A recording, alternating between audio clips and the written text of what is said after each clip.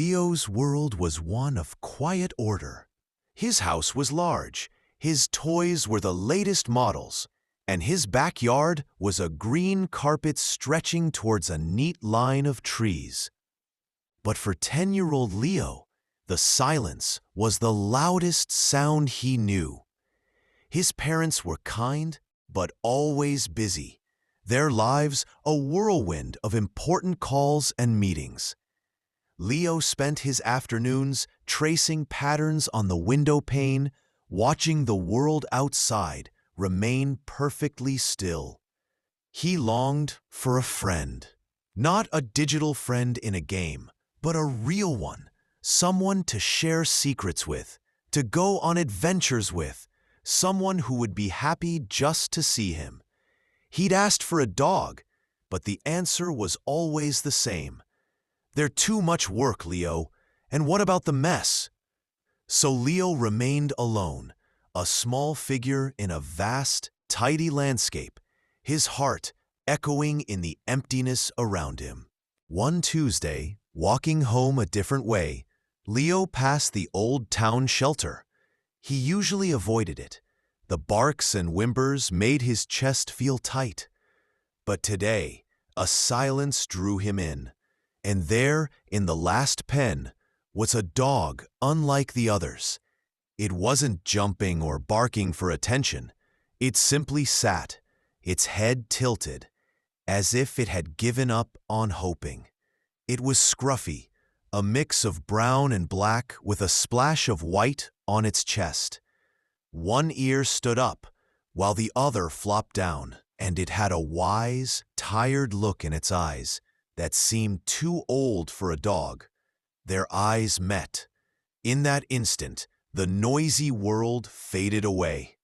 Leo saw past the matted fur and the rescue sign on the kennel. He saw a loneliness that mirrored his own. "That one?" his mother said that evening, her voice laced with doubt. "Leo, he looks, well, he's been through a lot. He might have problems. We know a breeder who has lovely, clean golden retriever puppies." "But I don't want a perfect puppy," Leo pleaded, his voice firm with a newfound determination. "I want him. His name is Scout. The lady said no one looks at him because he's not a puppy and he's a bit scruffy. But he looked at me, Mom. He really saw me." His father lowered his newspaper. "It's a big responsibility, son. A rescue dog can be unpredictable." Leo looked from one parent to the other, his heart pounding. "I'll do everything. I'll walk him, feed him, and train him. I promise. Please, just give him a chance." The silence that followed was long and heavy. A week later, after many promises and a family visit to the shelter where Scout gently licked his mother's hand, they said yes. The car ride home was quiet.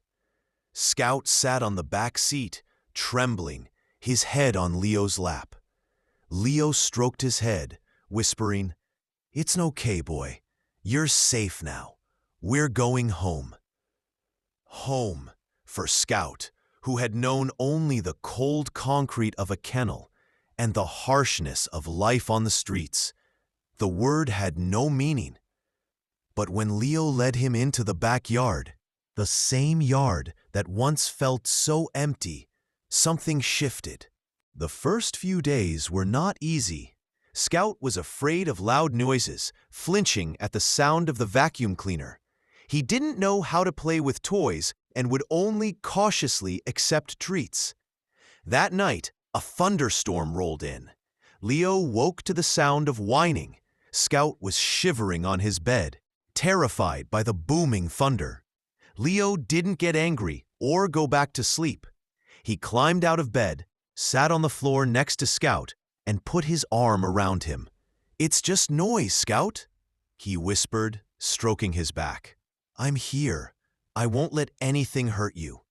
He stayed there until the storm passed and Scout's breathing slowed into the rhythmic pattern of sleep. It was in that moment, covered in a blanket on the floor, that the first thread of trust was woven between them. Slowly, surely, Scout blossomed.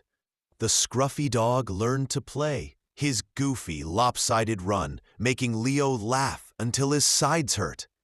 He became Leo's shadow, following him from room to room.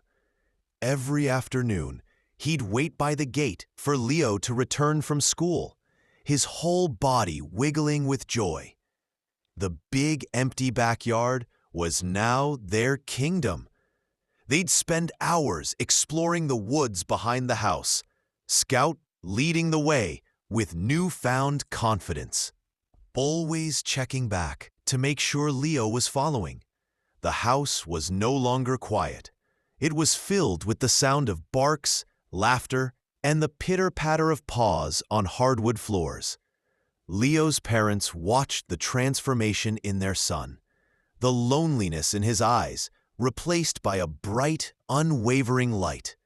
They saw how responsibly he cared for Scout, and their hearts swelled with pride. One autumn afternoon, their adventure took a dangerous turn. Chasing a squirrel, Scout dashed ahead into the thick woods. Leo, eager to keep up, didn't see the ground give way under a blanket of leaves. With a cry, he lost his footing and slid down a steep, muddy embankment, landing with a sharp twist to his ankle. Pain shot up his leg. He was stuck, and the sky was beginning to darken. Fear gripped him. "Scout!" he called out, his voice trembling. Scout appeared at the top of the ridge, his ears perked, whining anxiously. He saw his friend in trouble. Leo expected Scout to just run in circles, but the dog surprised him. Scout barked loudly, 3 times in quick succession, towards the path that led home, a trick Leo had taught him for speaking. Then, without hesitation, Scout half slid, half ran down the muddy slope to Leo's side. He didn't leave. He pressed his warm body against Leo, licking the tears from his cheeks, his eyes full of a fierce, protective love. After a few minutes of trying to help Leo stand, Scout seemed to understand it was impossible. He gave Leo one last lick, then scrambled back up the ravine and disappeared into the woods, running faster than Leo had ever seen. Back at home, Leo's father was lighting the barbecue when a frantic, muddy blur shot out of the woods. It was Scout, barking hysterically.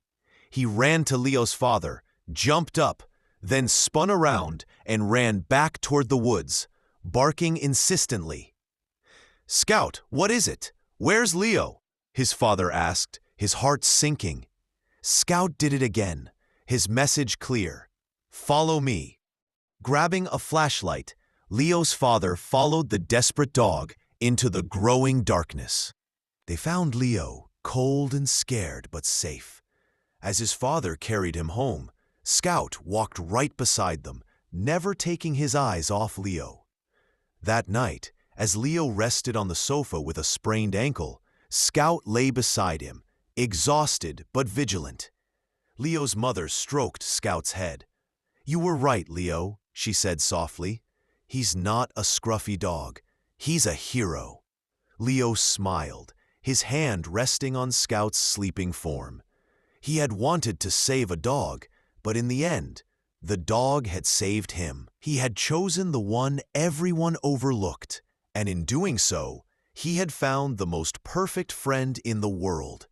The lonely boy and the unwanted dog had filled the empty spaces in each other's lives, creating a bond that would last forever.